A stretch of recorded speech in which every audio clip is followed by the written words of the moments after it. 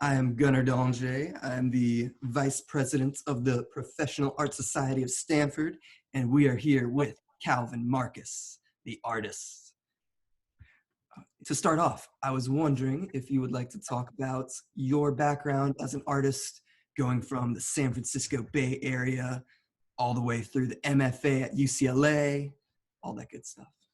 Okay. I grew up over the Golden Gate Bridge in a small town called San Anselmo, which is in Marin County.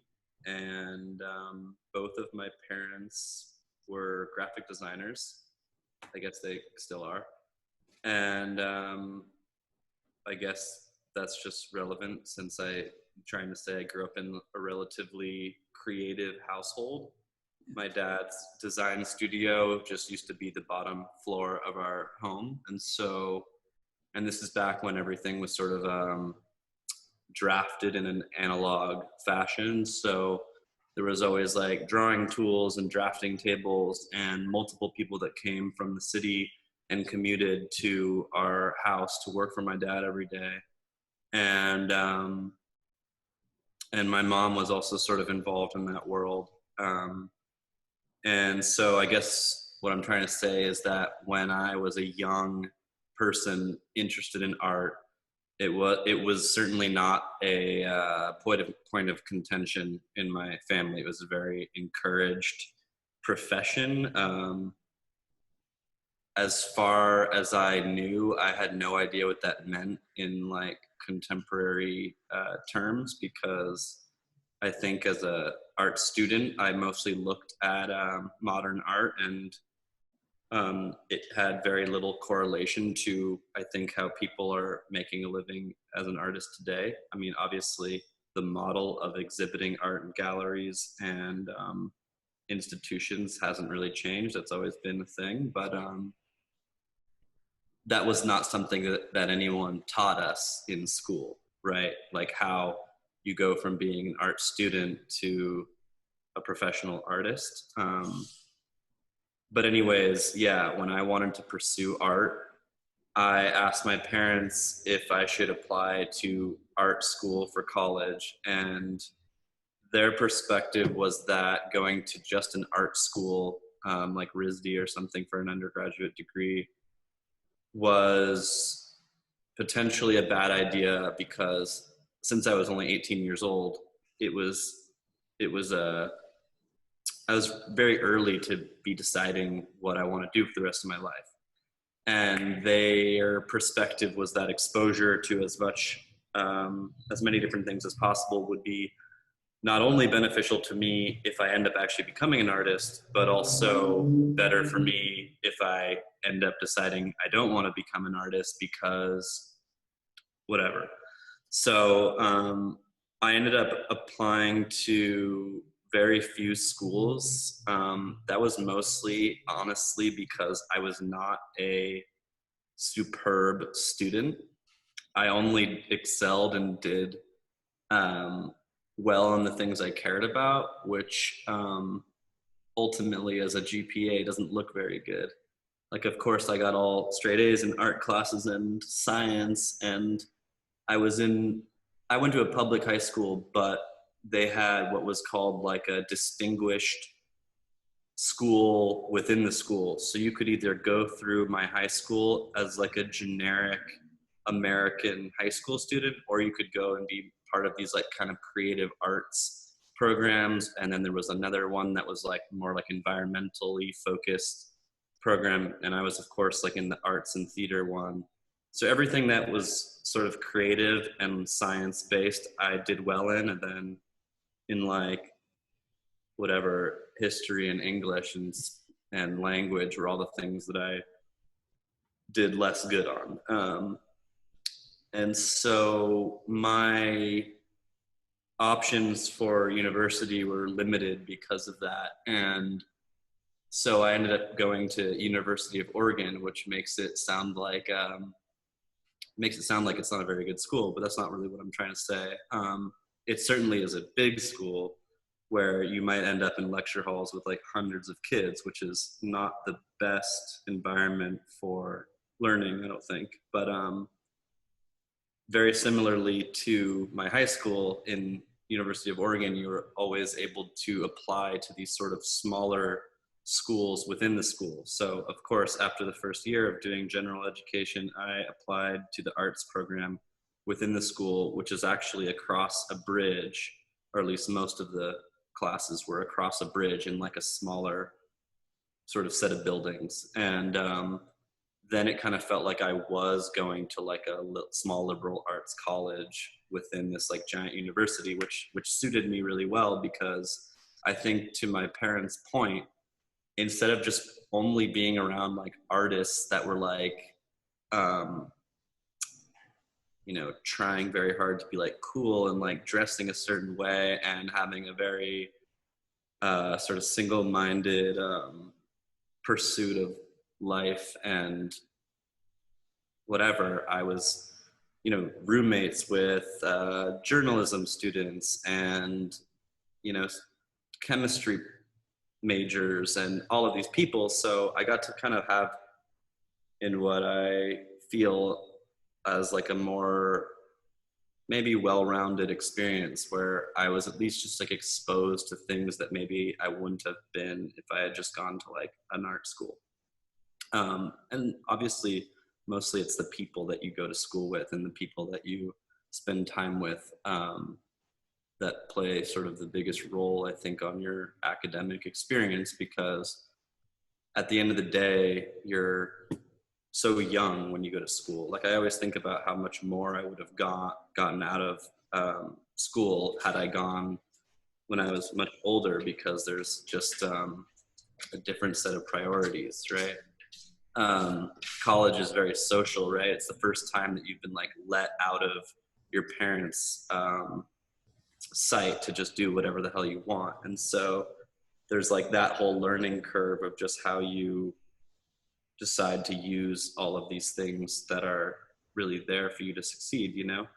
And it wasn't until I was probably like a junior in my program where I realized that going out and doing all of the fun social activities was becoming very repetitive and boring, and that actually the most exciting thing to do was to be in the studios late at night when no one was there, and using all of the facilities to do like larger scale projects, and also just like doing stuff beyond like assignments, because when you leave college, you don't get assignments, right? You're just your own artist, and no one's going to be telling you what to do. And so I very much, from like a pretty early stage in the game, wanted to have like my own drive of being an artist. I guess I already thought I was an artist, because I kind of would have been doing it whether somebody was telling me to or not. So yeah, I went to University of Oregon, and while I was there, I would say for the first couple of years, the program was primarily run by faculty that had been there for like 25 to 30 years. And they were all on the stage of retirement where they were still teaching one or two classes each, you know, as they were being kind of phased out for the new people to take over. And so what that ended up doing, or how that reflected on me, is that for the first 2 years, I got to have this really traditional college, or at least art school experience, where people were teaching us how to stretch canvases and like mix oil paints with certain kinds of mediums and waxes. And one teacher even taught us how to make brushes the way that Da Vinci made his brushes, and essentially like all these really old world techniques. And you know, like I took a metalsmithing class, I took a jewelry smithing class, I took a textile screen printing class alongside of a regular print making class. So there's all these sort of like almost like trades that I was taught. And then by the time I was a junior and senior, those faculty had been replaced by all these young artists that were, you know, in their late 30s and early 40s that were essentially coming from like metropolitan cities like Chicago and New York and LA, to come replace all these people. And they, you know, there's a certain, what's the right way to put it? Like, to be hired in these like tenure faculty positions, they typically hire artists that have like somewhat of a career themselves. Um, and so what that ended up doing was like, they brought this more conceptual practice to a very, you know, crafty background. And so I thought for myself, it was such a well-rounded thing because I learned how to make everything that I wanted to with my own hands. Like, I didn't rely on like a fabricator or like anything. And now these people are going to teach us how to use our brains to, you know, form the things that we want to. And now we actually have the tools and the, you know, facilities to do all that. And so for me, I really thought I just got there at like the perfect thing. It just worked so well for me. And then I sort of left on that note, right? Like, I am very proficient at like making stuff in any kind of format besides like welding, but at least I understood how that worked too. But and now I'm sort of left in however old you are when you leave college, you're 21 or 2, to like enter the world with like these skills, and also this desire to like, you know, build my own art practice and figure out what that means for me. And also, I guess when I was talking before about sort of choosing where to go to school, whether it's art school or like a regular university, my parents had sort of said that if I ended up still going through a university and ending up outside of school, like as an art major or still interested in art, that I could always go back to school and get a master's in art. And that would actually make more sense, because then you really sort of like hone in on something. Which you ended up doing.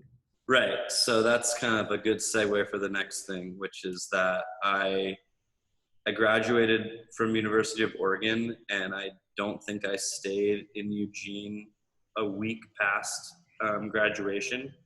I packed up all my shit in a big semi truck with another kid that's from my hometown, and we moved all of our stuff back to Marin.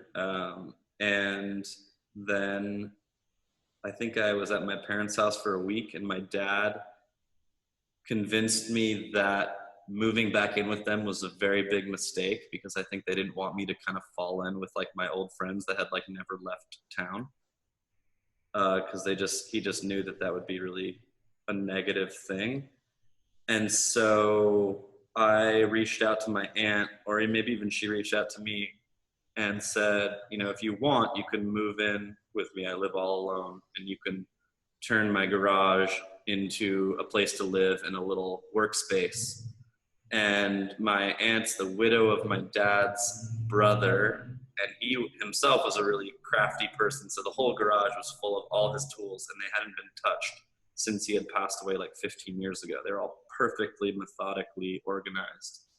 And so I moved into their garage, and I didn't know a single person in LA besides my aunt. And so I went from this like hyper social setting of college town where all my friends lived within like 3 or 4 blocks, where I could just walk out my door and, you know, be social as soon as I was bored and just distract myself. And then I moved to this huge sprawling city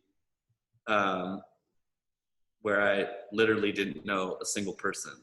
And so it was the first time in my life where I started watching TV, because I just didn't know what to do with myself. And it was also the first time that I felt like truly alone, and I kind of identify this moment in my life as like the point that I actually learned how to be an artist, sort of, because being an artist in a way is learning how to entertain yourself with very little means. Um, and so I basically just focused all that energy on just trying to make stuff because that was genuinely fun and obviously frustrating and hard at times too, but it was just a way to take all that social energy and put it into something. And that sort of like laid the footwork for me to really have like a good idea of what it means to have like a studio practice that I took very seriously, even when I was living in my aunt's garage. Which which I mean is like it's not just a school assignment. It's not a compulsion that's coming from outside. It's coming from within. It's something that like I need to do um, for myself. And so, does this all make sense? Yeah, for sure. Okay. I feel like because you're smiling, so I'm like, is this This is an bad? amazing, this is an amazing progression. You're leading us straight through it with ease. Segues. Yeah, well, I've thought about it a lot. So, anyways, so yeah, I lived in her garage for this like exactly 12-month period. I moved there in 2010, and I moved out this July 12 months later. And in that 12 months, I wasn't a complete loner the entire time. You know, I tried to get work wherever I could. And because I didn't have to pay rent at my aunt's house, I kind of had this like financial buffer where like I really didn't need to like make that much money. I had to make enough money to feed myself. Um, so I got to like fool around with a lot of different jobs, and a lot of them are really short term. So like the first job I got was doing window display at Barney's in Beverly Hills, and that when I was being offered the job, I thought that meant I thought it meant that I could come up with whatever the hell I wanted to, buy all the materials with like a Barney's credit card that they were going to give me, make whatever I want in the window, and then I would get to take all of like the leftover material and like work on stuff in my garage. I was like, this is awesome. As of course nothing like that. We were like given instructions from the Barneys in New York, and it was like basically like arts and crafts for like kindergarteners. We would be like cutting out like um, snowflakes out of construction paper and like decorating a big fake tree on like the ground floor. And it was also with like a team of other people, and there was like somebody above me. So my whole idea of the job was like totally off, but I still did it through the holiday. And then I ended up getting introduced to this painter, Laura Owens, who is a big deal. And I was asked to come in and work on these books that she was making. And my sort of credentials for that was that I was a printmaker in college. I took every printmaking class. And basically, um, I always tell people that if you ever want to get a job being a studio assistant to an artist, like after school, take as many printmaking classes as you possibly can, because you learn this like very methodical way of making something where like, you know, there's a right way to do it, and then there's like and you should always like learn the right way, and then there's always like the personal touch of how you like insert your own body into like how all these things feel, and whatever, you figure out the right way for yourself to rub the plates or whatever after you've learned sort of like the way that somebody would teach you how to do it. And so I ended up being like an asset to her because I knew how to do all this like kind of technical book binding and printmaking techniques that she was doing. And that like short-term gig ended up becoming like a 3-year long thing where towards the end, this kid, Andrew Cannon, he was a great artist. He just graduated from Columbia a year ago from their MFA program. But at a certain point in time, he and I were both 24. He had graduated from UCLA as an undergrad, and he and I were basically running her entire studio while she had these like pretty massive shows. And Andrew's role was sort of like a more managerial position, and I was sort of like a production manager, meaning she would like create all these kind of like digital files of paintings that she wanted to make. And then I would sit down with her and say, okay, I'm breaking this down into like steps. So, I can see that there's like this big wash on the canvas. Okay, so that means that we're gonna like stretch a canvas. We're gonna soak the canvas with water so it's absorbent, and then we're gonna like thin out all this paint and stain the whole thing. Let that dry. Then we're gonna unstretch it because the next step of the painting has all this silk screening on it, right? And we don't want to hit all the crossbars. So then I'm going to build a panel that's 7 by 9 feet because that's how big the canvas is.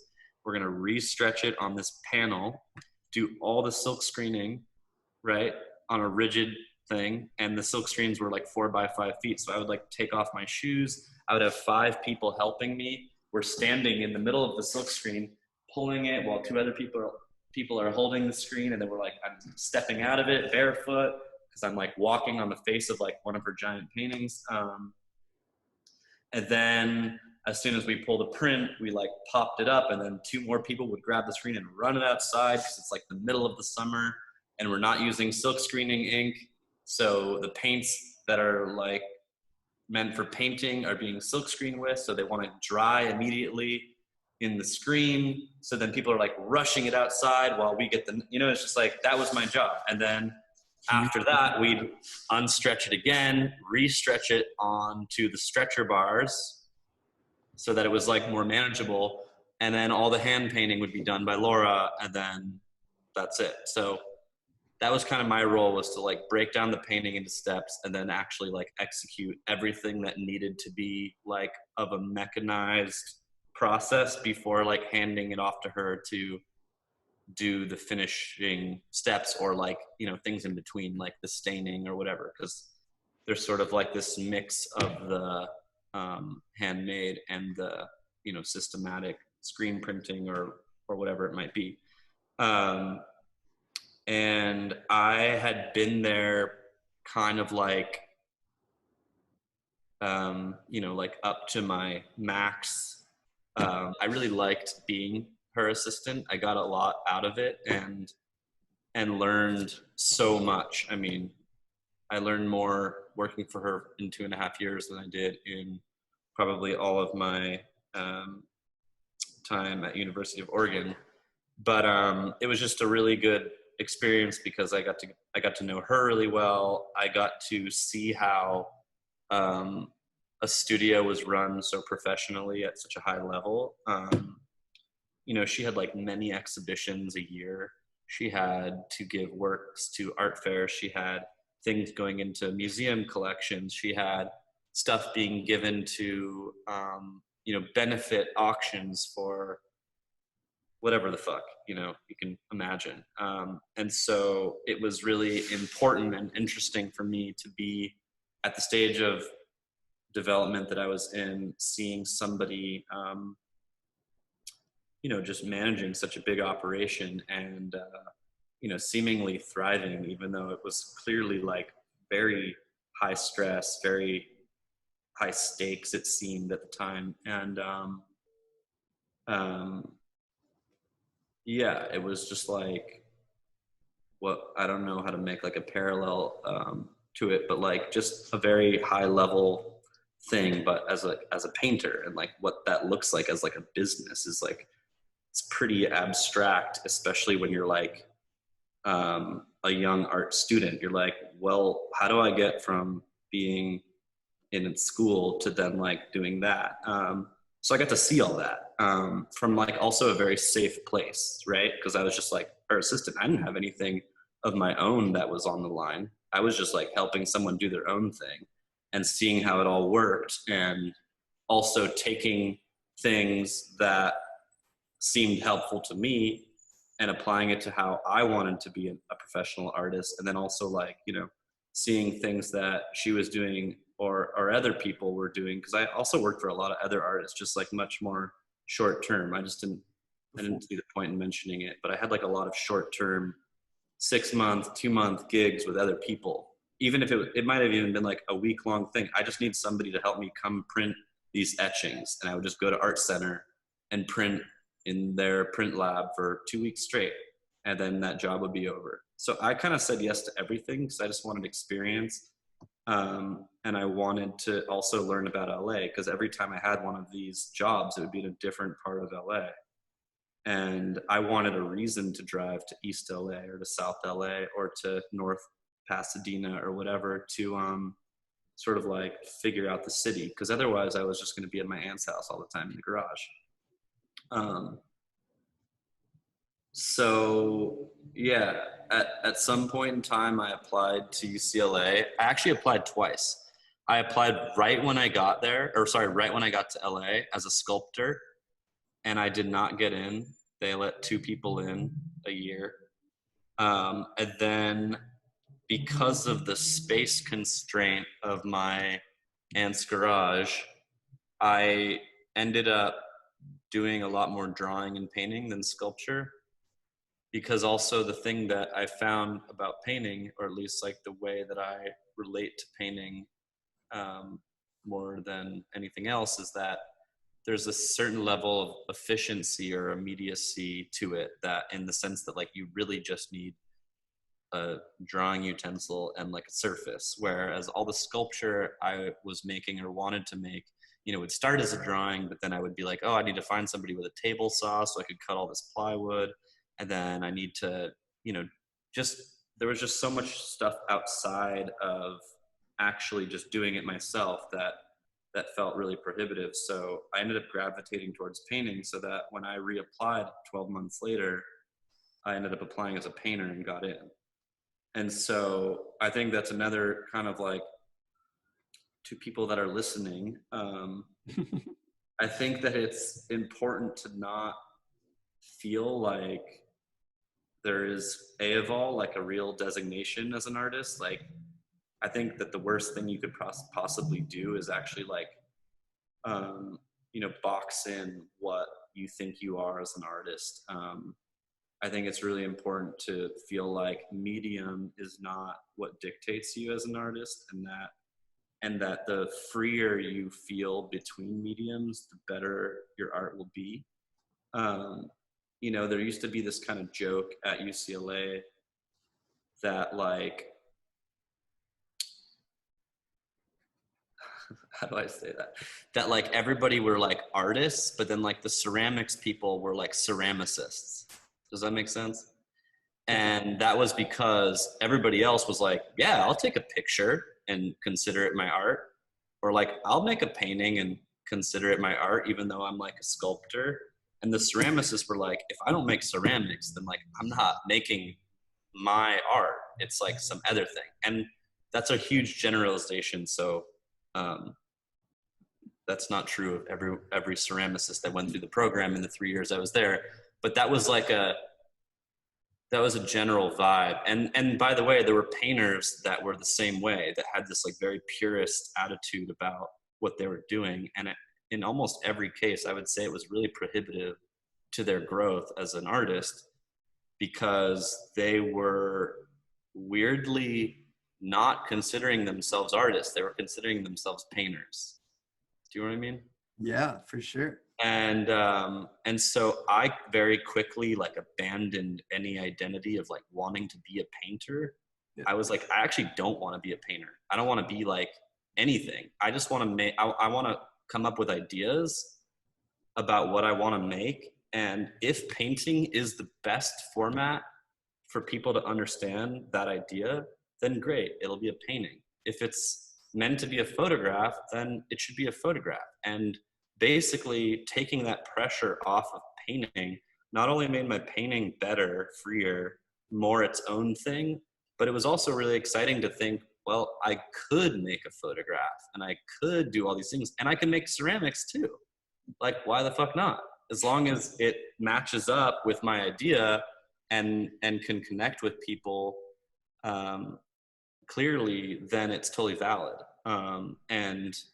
And free. And I liked the idea that my work could feel very unhinged. And I feel like that ends up allowing me to make paintings that, you know, they look like their own thing. I don't think they look like anyone else's paintings. And I think that's because I'm not worried about that like historical context or something of how I can like be sure that it fits in or not.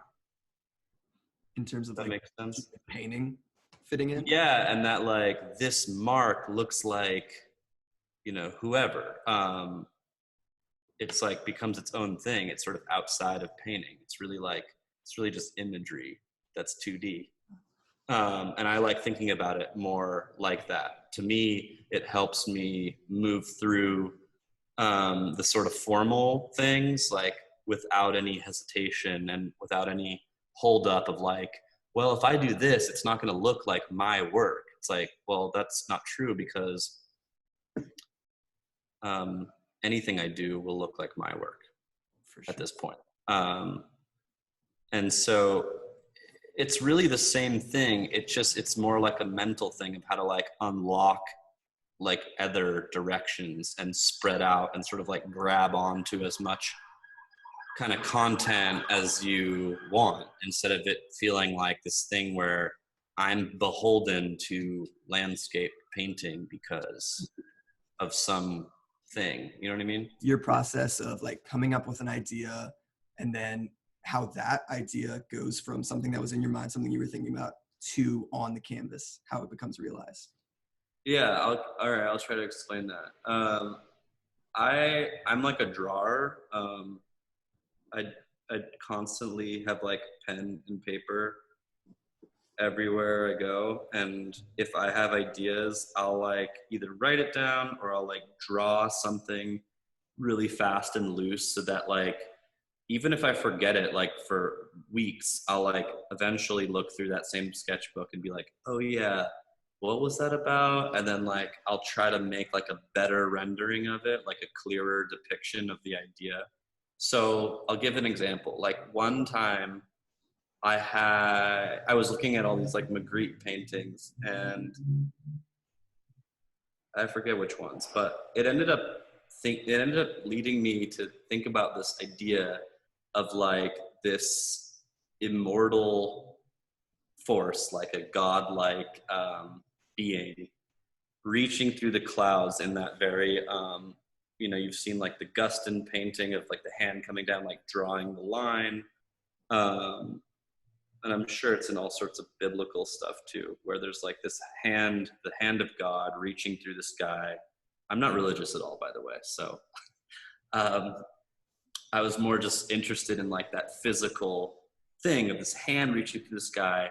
And I was thinking about how a mortal person, like a human on the ground, would be like reaching up to shake the hands with this godlike force, but that because the person's so small, that God would essentially warp the human flesh and essentially make this connection and accommodate this like handshake.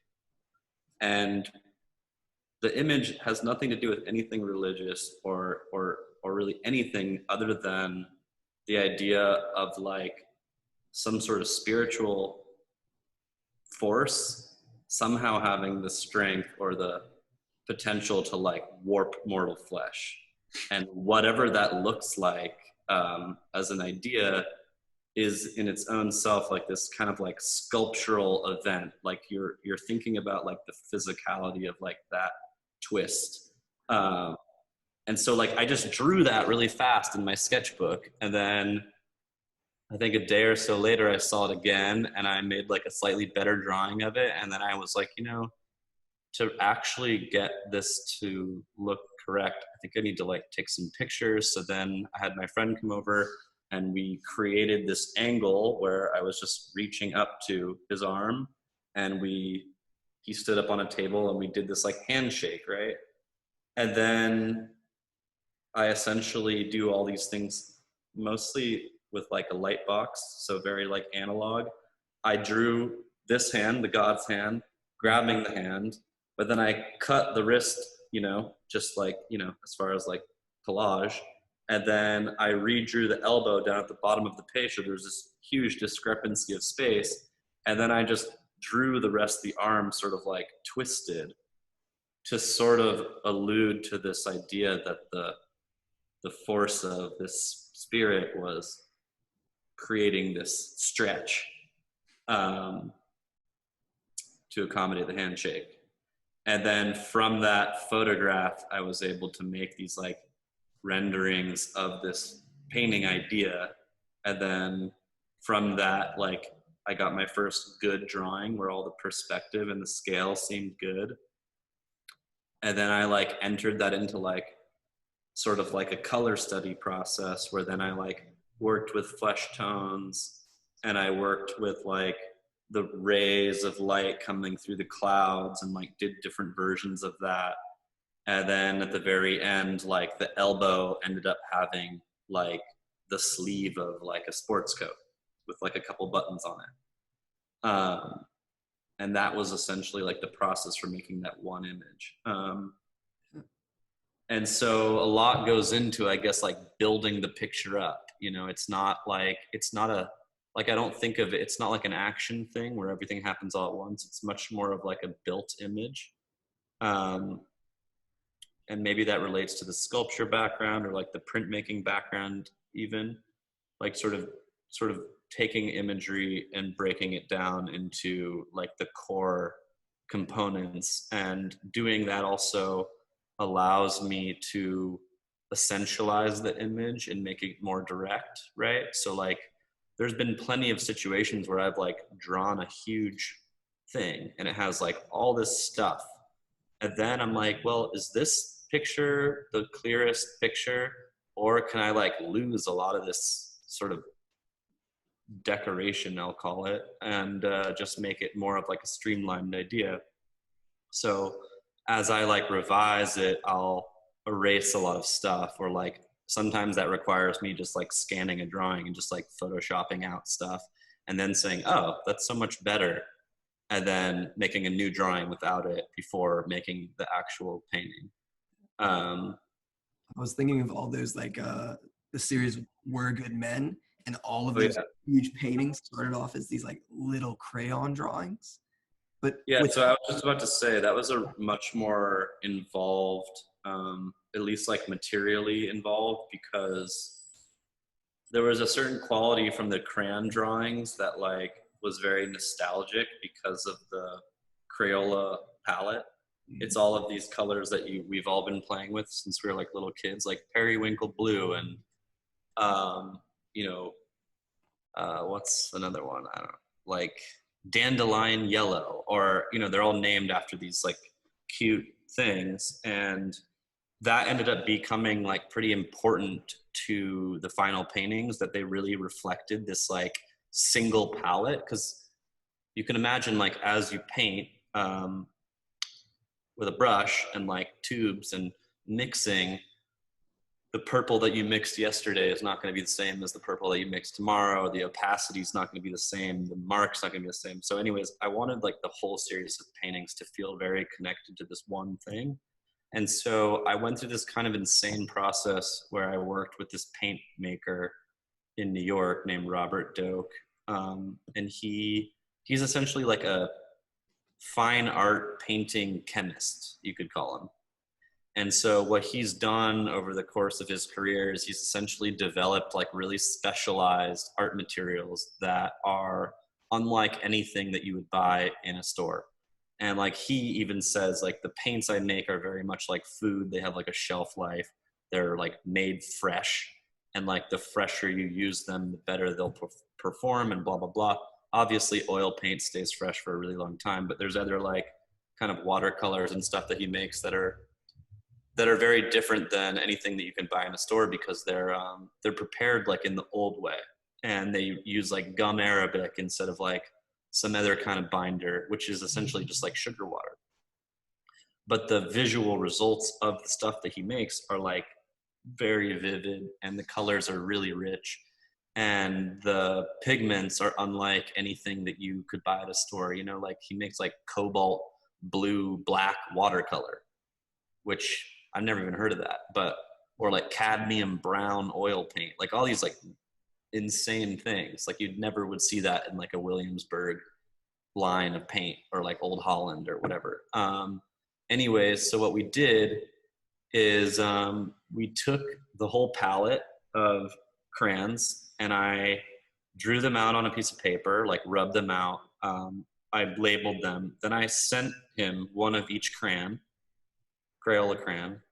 I sent him a piece of the brown paper that I was working with, and I said, I want you to make oil sticks that look and feel as shitty as Crayola crayons look.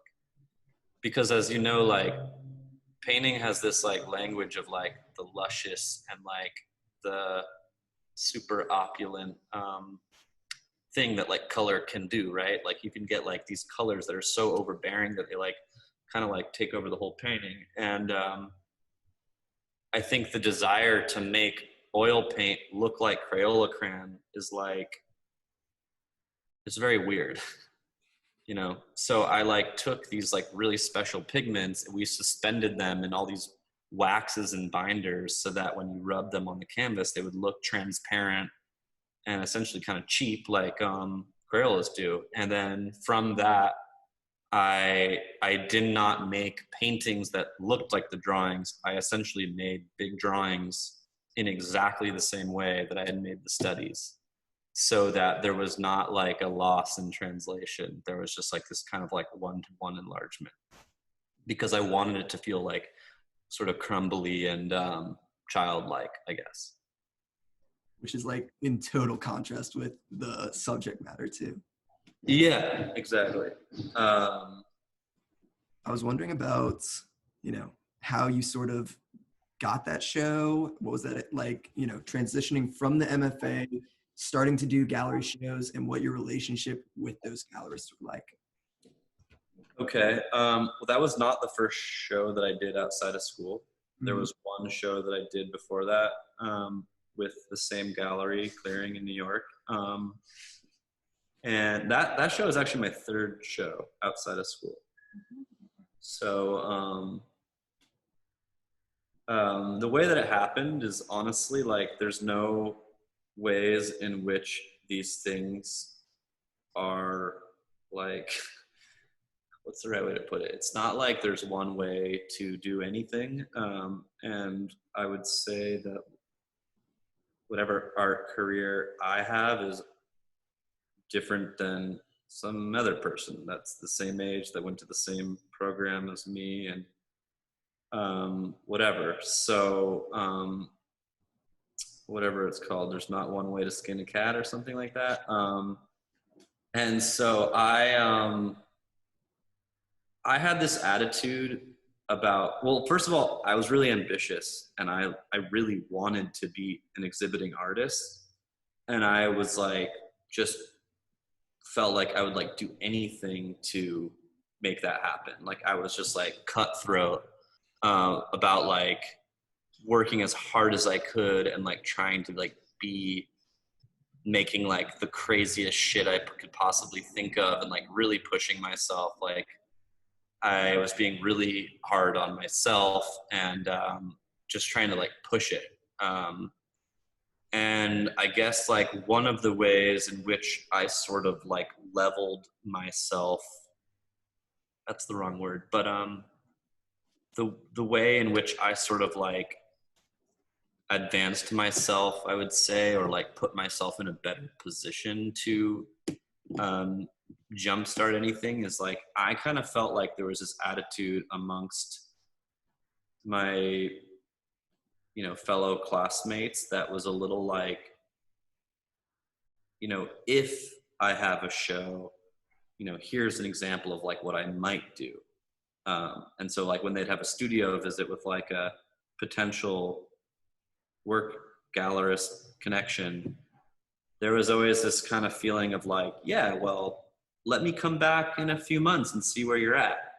See how this thing you developed or that you're developing goes, because, you know, it's promising, but it's like, there's really like one or two paintings that like, you know, I'm connecting with at this point. So there's certainly no urgency to like offer you a show because it's sort of like not there yet, or it's like you yourself maybe aren't even there yet with the whole thing.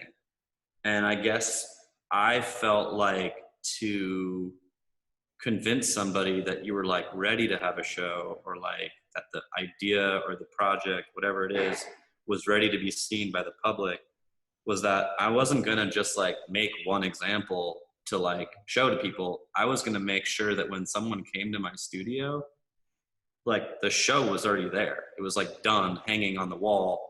There wasn't even a single painting like in progress. There was like only finished paintings, and that's it. And so I also got a studio outside of my program that I had for 7 years. In LA? Yeah, I had it before. No, I got it right when I started UCLA. I lived in it for 2 years. And then my third year at UCLA, I sort of stopped going to the studios on campus and kind of exclusively worked from home. So I made my first gallery show there. I made my thesis show there, and then I made the Soldier show, my second, or my my show at David Kordansky Gallery. I made a ton of stuff in this space. I actually just moved out of there last May, so I ended up being there for a really long time. I had that mentality of not having an example of a work, or like if you give me an opportunity, the next 6 months I'll focus on making all of the work, and then you'll be really happy because it's going to turn out just like these two examples, and that's what you like, so great. I was more under the impression that like I just should make all the work, and then no one has to imagine anything, it's just there. Exactly. And so it turned out that like what's it called, That's it. yeah, that worked. And so I finally ended up having a few studio visits with people that were sort of in a position to do that with me. And I had this studio visit. Well, I'll back up. I had a couple studio visits with people that seemed like unsure, or like needed more time to like figure it out, which I was inexperienced. So I was like, okay, maybe this is just like how things go. They want to like see how things develop, or like check back in when I'm like all the way outside of school, because there's this kind of taboo thing where you're like not supposed to show if you're in school, which I totally broke that rule. And then I finally just had the studio visit with this guy, Olivier Babin of Clearing Gallery in New York, and they're in Brussels as well. And he came over to my studio. He's French. He was like an hour late. I thought it was like so rude.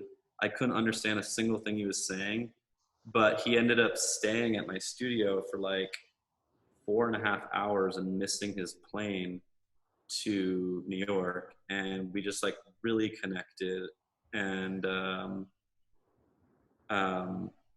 what happened? He called me like the next day. He got on a later flight, and then called me the next day. And he said, I was thinking about it last night, and I would very much like to start a working relationship with you. And the only way to really do that is to schedule a show together. But basically, we would like to represent you. And the cool thing about him is that he was very gentle with his approach. There was no element to him where I felt like, am I being like taken advantage of, or like, like anything like that. It just felt really like warm, and that this person like really believed in me, which I was like very excited about, because the other people that were coming to my studio were kind of like, well, like we'll see, are not sure, which to me just meant they weren't like confident in their own ability to like make decisions about what they liked or didn't like. They were kind of looking for someone else to validate it first, so they could like hop on it, And so anyways, I said, yeah, I think I would like to do that. And they said, the soonest we'd be able to give you a show is not until next just January of 2015. So this is in 2014 that he's asking me in July. So I had essentially the whole rest of the summer and the fall to make this show. And he lent me a bit of money to buy a bunch of materials. And so I didn't have to like work on the side. And then the next door of my studio space became available. I rented an old liquor store, and I had two storefronts side by side. I originally only had one when I met him, and then the other one became available, and he essentially rented it for me and then had it all built out for me, like re-drywalled and everything.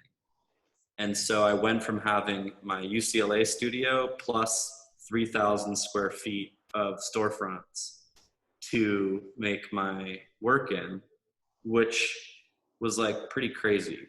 It's like the fairy godmother. Yeah. And so, I grew up skateboarding. Yes. And I still skateboard. Yes.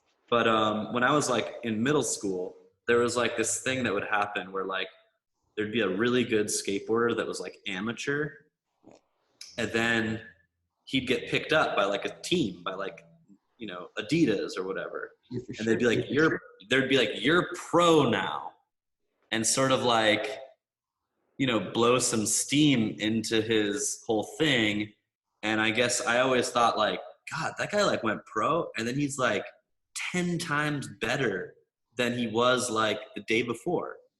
And I feel like it's not the same thing, but there was like, I felt like it was just, it's symbolic to people when there's somebody like behind them and, believing in them. And it kind of like, I think being like asked to join the gallery that I thought was like a very cool young gallery that was like of my generation, it like meant that I all of a sudden had this like responsibility to like work even harder, do better work, and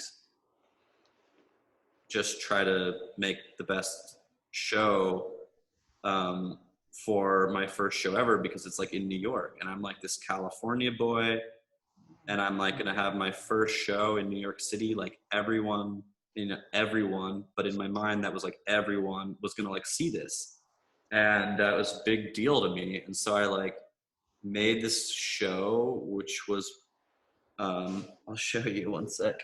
Yes. The show was of 10 monochrome paintings that were 4 by 8 feet wide, so they're the size of like a standard sheet of drywall. And they were painted this like crazy bright green, and then hanging in the center of every single canvas were these handmade chicken faces that I called Green Calvin. And they were a self-portrait of my face inside of a chicken's carcass. And it was just a really insane show. These were painted the same color green, so they all kind of blended in. For sure. And that was like my first show, and it was like it was like a gesture, and it was like it was also during the time when all these people were making what Jerry Saltz was called like zombie formalism. So it was all these like process oriented paintings of like, if I splatter this with that, it'll look like this like beautiful kind of like accident. And I guess like I wanted to do this show that was like the total antithesis of that. That was just like, no, actually I did this on purpose, and this is like very fucked up, and it's like a disruption to everything that everyone is looking at. And it sort of worked. And it got like written about in Art Forum and a couple other like smaller publications. And then the other thing is that I didn't make very many of those works. So I think people were pretty excited to get one if they got one, and it just like kickstarted this kind of demand for the work and interest for it, and so the other thing that I kind of did is if there was any sort of strategy in place is I also didn't want to be the guy that was like doing these green monochrome chicken paintings forever because they were such a thing and everyone else was coming up with like a thing to do, like a style. And I was like, I need to be like an artist that has no style. I just need to like do whatever I want every time I have a show so that I don't get like screwed over by the whole sort of like market aspect of the art world. I can just like make these crazy idea shows that begin and end at each show. And that will be like this really hardcore thing that people will like, and also it'll breathe like a longevity into my art career because no one can expect what you're going to do if you never repeat yourself. So I kind of like built that into my art practice from the beginning. And that again, I forget what I was saying earlier that like allowed me to grab onto more. Well, that sort of strategy allowed me to like grab onto more because it was like another source of freedom that I could have with making, right? I'm wondering, so those shows were in New York, and you're an LA-based artist, and mostly done stuff in California and stuff like that. And people have this idea that New York is the center of the art world, and you need to be in New York. What's your take on that? Well, I actually think I've done more stuff outside of California and abroad than in California. Whoa. I've had 2 shows in California, and I've been in various group exhibitions all over, including California, but I've only had 2 solo exhibitions here. Whereas I've had 3 in New York, 1 in Milan, I'm about to have 1 in Brussels, Dallas had a solo thing. Also, like saying this has also made me realize I haven't done that many shows. So I'm young. I'm really young, and I was in school up until 2016. So yeah, as far as like needing to be in New York, I would say that from my experience, the opportunity in LA, I think, is less than in New York.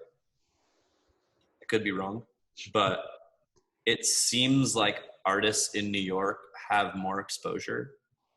There's more institutions there. There's more curators there. Also, the biggest collectors in the world are there.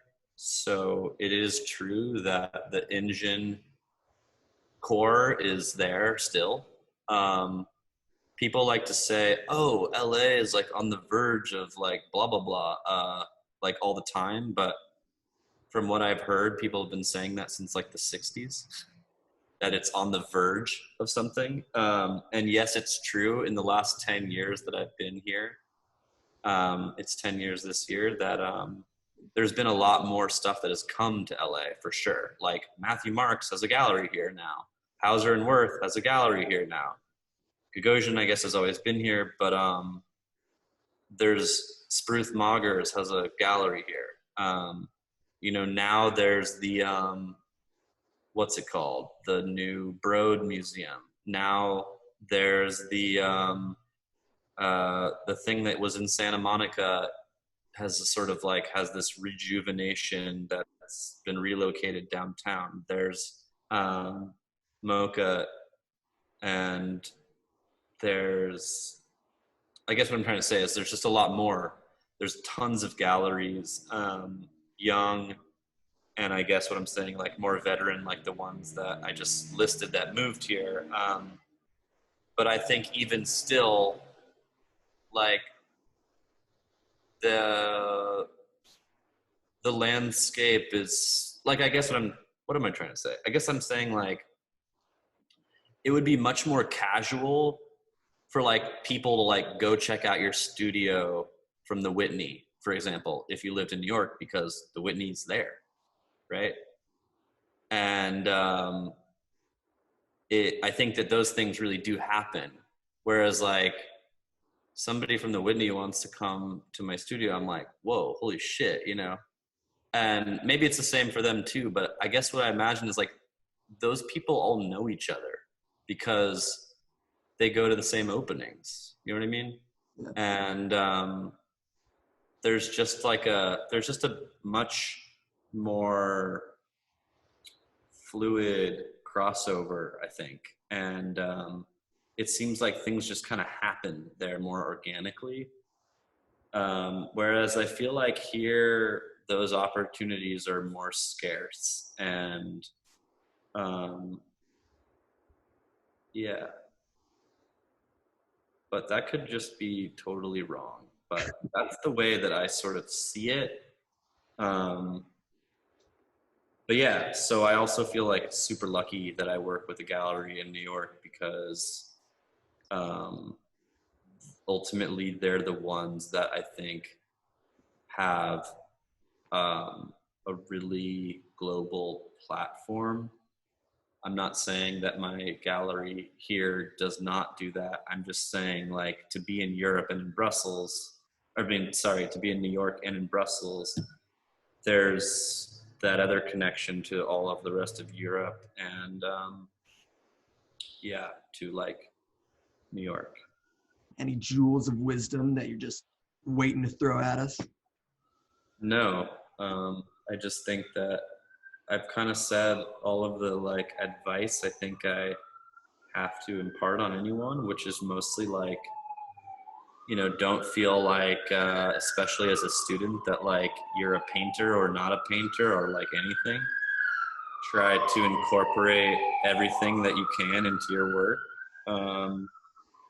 and just like be open to change. And also like take what you do seriously. And if you have to spend money on making your project better, then you should. And if you don't need to, you shouldn't. You can make great art on a piece of newspaper that you take out of the recycling. And you should look at Paul Tech to see great Exactly. art made on newspapers. You know, yeah. So that's what I have to say. That's awesome.